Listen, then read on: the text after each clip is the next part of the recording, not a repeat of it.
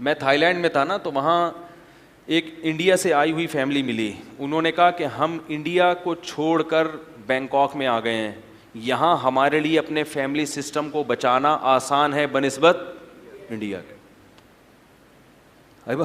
کہہ رہے انڈیا میں باپ دادا کا احترام, مسلمانوں میں تو ہے جو مذہب کو مضبوطی سے فالو کرتے ہیں, ورنہ کہہ رہے ہیں عمومی کلچر یہ ہے کہ ابا دادا کا احترام ختم. لڑکیاں جب نیکریں پہنیں گی, چڑیاں پہنیں گی, کالج میں ایک ایک کے 10 بوائے فرینڈ ہوں گے اور لڑکوں کے 10 گرل فرینڈ ہوں گی, تو پھر یہی کلچر ہوگا بھائی. پھر ابا بھائی, وہ بھائی کو دیکھ کے تھوڑا شرما جانا ہے, بھائی بھیا آ رہے ہیں گھر میں, تھوڑا احترام کرنا, یہ سب چیزیں کہاں چلی جائیں گی؟ تیل دینے کے لیے. ٹھیک ہے نا, ختم. عزت احترام نہیں. باپ دادا کیا, ابا کیا, اماں کیا, بوڑھے کا کتنا احترام ہے. بوڑھا تو بہت, اس کو تو اس کی تو شکل پہ دیکھ کے رحم آتا ہے بوڑھے کی, خود دل چاہتا ہے اس کو عزت دو, لیکن نہیں دیتے لوگ عزت, مذاق اڑاتے ہیں اس کا.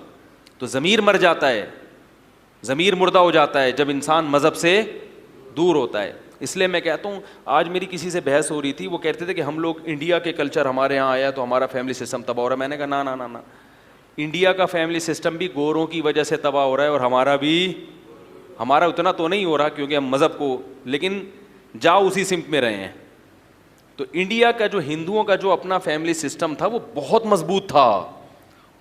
وہ مذہب تو ہم نہیں صحیح مانتے ہندو مذہب کو, لیکن ان کا جو ان کی عورتوں میں بہت سخت پردہ ہوا کرتا تھا. ہندو مذہب میں بے حیائی, بولو بھائی, الاؤڈ نہیں تھی. پردہ تھا بہت سخت. ان کے وہ ادب احترام, ابا دادا اور پرمپرا جو ان کی مخصوص الفاظ ہوتے ہیں, ہماری پرمپرا ہے.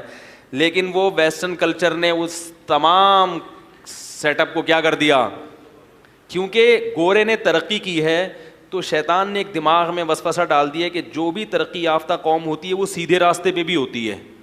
یہ بہت بڑا وسوسہ ہے جو کس نے ڈالا ہے. دیکھو ترقی کسے کہتے ہیں, مختلف شعبوں میں. آپ کو کوئی عہدہ مل گیا تو آپ نے اس فیلڈ میں ترقی کر لی. ایک آدمی غریب تھا, ایک کے پاس دولت آ گئی تو ہم کہتے ہیں یہ ترقی یافتہ ہے. یعنی جو بھی لوگوں سے دنیا میں آگے نکل گیا, تعلیم میں, عہدے میں, پیسے میں, تو ہم اس کو کیا کہتے ہیں, ترقی یافتہ. تو میرے بھائی ترقی یافتہ ہونا بالکل ایک الگ چیز ہے, سیدھے راستے پہ ہونا بالکل ایک. ترقی یافتہ ایک زانی, چور, شرابی, گھٹیا آدمی بھی ہو سکتا ہے, مگر سیدھے راستے پہ چلنے والا کبھی ترقی کرتا ہے اور کبھی ترقی نہیں کرتا. تو میں کہتا ہوں ہندوؤں سے کہ تم جس قوم کو فالو کر رہے ہو وہ ترقی یافتہ تو ہیں, وہ سیدھے راستے پہ نہیں ہیں. وہ اب خود ڈوب چکے ہیں, ان کے ہاں خودکشی کا ریشو انڈیا سے بھی زیادہ ہے. ہندوستان میں جو خودکشی کا ریشو ہے وہ ان کنٹریز کے مقابلے میں کم ہے. جو ترقی یافتہ ممالک ہیں ان میں خودکشی کا ریشو زیادہ ہے. اس کا مطلب وہ نیچر پہ نہیں ہے. سکون, کیونکہ نیچر پہ ہوتے تو سکون ہوتا نا. تو آپ ان سے سائنس ٹیکنالوجی ضرور لیں. ابھی میرا مغرب کے بعد بھی کہیں بیان تھا, وہ کچھ لوگ بیٹھے ہوئے تھے, میں نے ان سے ایک بات کی, وہ سارے زیادہ تر یو ایس اے وغیرہ سے آئے ہوئے تھے لوگ نا. میں نے کہا دیکھو میرے پاس بھی لوگ کال کرتے ہیں, مفتی صاحب میرے گردے میں درد, آتے ہیں اس قسم کی کالس. مفتی صاحب میں بہت دنوں سے پریشان ہوں, میرے گردوں میں درد ہو رہا ہے, میں کیا کروں. میں کہتا ہوں بھائی گردے کے درد کا میرے سے مجھے کیا پتا, یہ گردے کڈنی کے اسپیشلسٹ کے پاس جاؤ نا, کیا خیال ہے. تو مجھ سے کوئی گردے کے بارے میں پوچھے گا تو بیوقوف ہوگا کہ نہیں ہوگا. اسی طرح کسی انجینئر کے پاس آ کے آپ یہ پوچھیں کہ میرے پھیپھڑوں میں تکلیف ہے, تو وہ انجینئر کہے گا بھائی میں پلک پانا لے کر آتا ہوں. تو وہ میکینک ہے, وہ کہہ رہا ہے میں پلک پانا لے کر آتا ہوں, آپ کے پھیپھڑوں کو اسکرو سے ٹائٹ کر دیتا ہوں. میں یہی کر سکتا ہوں. بھائی یہ ڈاکٹر کی فیلڈ ہے, یہ میکینک کی نہیں ہے. اسی طرح جو میکینک کا کام ہے وہ انجینئر نہیں جانتا, انجینئر کا میکینک نہیں جانتا. ہم یہ سمجھتے ہیں کہ جس کو اللہ نے ایک فن دے دیا تو اس کو اللہ نے سارے فنون دے دیے. بھائی گورا سائنس اور ٹیکنالوجی کے میدان میں آگے بڑھا ہے, تو سائنس اور ٹیکنالوجی کا علم گورے کے پاس ہے, سیدھے راستے کا علم گورے کے پاس نہیں ہے, وہ ہمارے پاس ہے. وہ ہمارے پاس کہاں سے آیا, اس لیے کہ پیغمبروں پر ہی ہم ایمان لے کر آئے ہیں. سیدھے راستے کا علم کس کے پاس ہوتا ہے, پیغمبروں پر. پیغمبروں کے پاس سائنس ٹیکنالوجی کا علم نہیں ہوتا. ایک بادشاہ نے رسول اللہ صلی اللہ علیہ وسلم کی خدمت میں ایک حکیم بھیجا تھا، طبیب، صحابہ کا علاج کرانے کے لیے.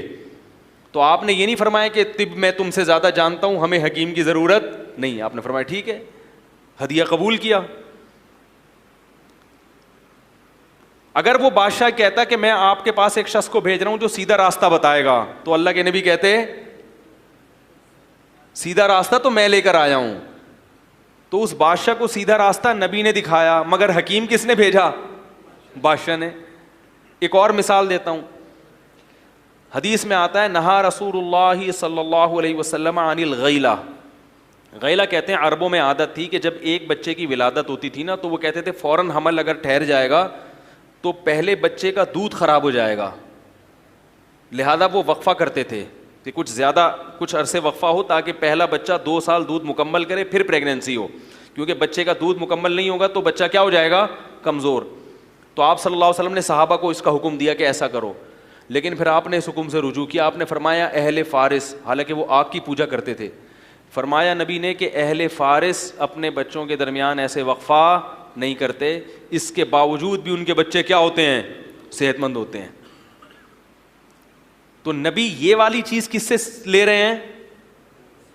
پرشین سے، جو آگ کی پوجا کرتے تھے، جن کا ہدایت سے دور دور کے بھی کوئی تعلق نہیں تھا. تو کیا مطلب؟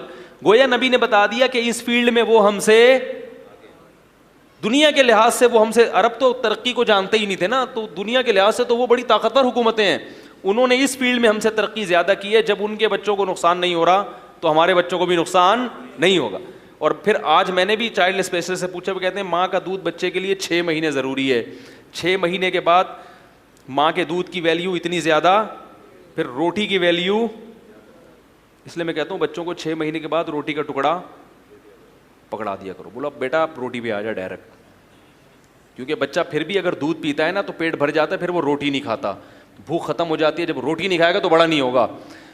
چائلڈ اسپیشلسٹ نے مجھے یہ بھی بتایا، اس نے کہا دیکھو مولوی صاحب آپ اگر روزانہ 2-2 کلو دودھ پی لو تو کیا طاقت آئے گی جسم میں؟ روٹی کھانا چھوڑ دو اگر. میں نے کہا نہیں بھائی وہ تو مرنے لگیں گے. تو اس نے کہا روٹی میں اللہ نے کیا رکھی ہے؟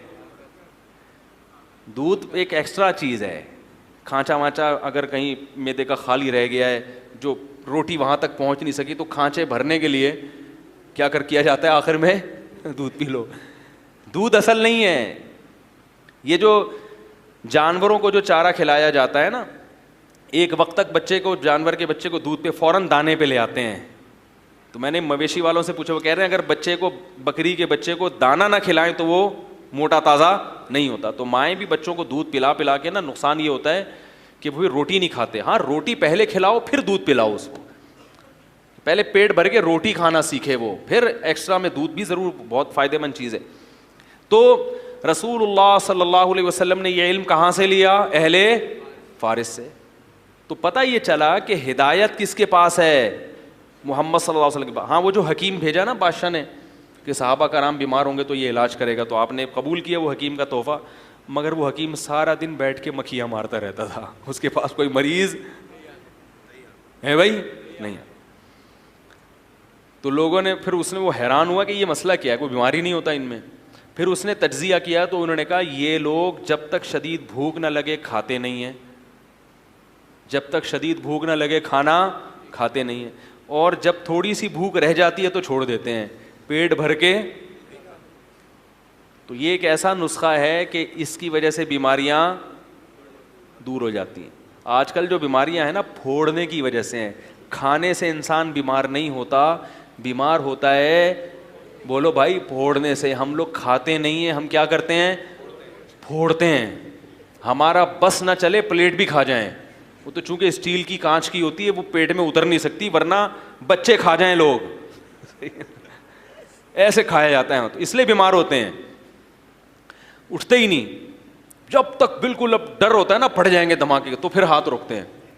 تو یہ بڑا نسخہ ہے کہ جب تک شدید بھوک نہ لگے کھاؤ نہیں، اور پیٹ بھر کے نہ کھاؤ. جب بھوک تھوڑی سی، میں زیادہ نہیں، بہت تھوڑی سی، ابھی 1-2 نوالے اور کھانے کا دل چاہ رہا ہے تو بس 1-2 نوالے چھوڑ دو، تو وہ اگلے وقت میں تو جلدی ہضم بھی ہو جائے گا، بھوک بھی زیادہ لگے گی. خیر، تو رسول اللہ صلی اللہ علیہ وسلم نے سائنس کا علم کہاں سے، یہ جو ایک چھوٹی سی سائنس تھی یہ کہاں سے لیا؟ اہل فارس سے. تو میرے بھائی اگر وہ اہل فارس کہتے چونکہ آپ نے یہ چیز ہم سے لی ہے کہ بھائی یہ بچوں میں وقفہ کتنا ہونا چاہیے نہیں ہونا چاہیے، یہ چونکہ آپ نے ہم سے سیکھا ہے لہذا اب ہم آپ کو بتائیں گے کہ نکاح کا کیا طریقہ ہے بھائی، اور تجارت کیسے کرنی ہے، نماز کیسے پڑھنی ہے، پڑھنی بھی ہے کہ نہیں پڑھنی ہے، اور عدالتی مدینہ کی ریاست کے لیے جو لا مرتب ہوگا وہ کون لکھے گا، ہم لکھیں گے. تو آپ صلی اللہ علیہ وسلم قبول کر لیتے؟ آپ کہتے مجھے اللہ نے سیدھے راستے کو بتانے کے لیے دنیا میں بھیجا ہے، سیدھا راستہ صرف کس کے پاس ہے؟ محمد صلی اللہ علیہ وسلم کے پاس. لا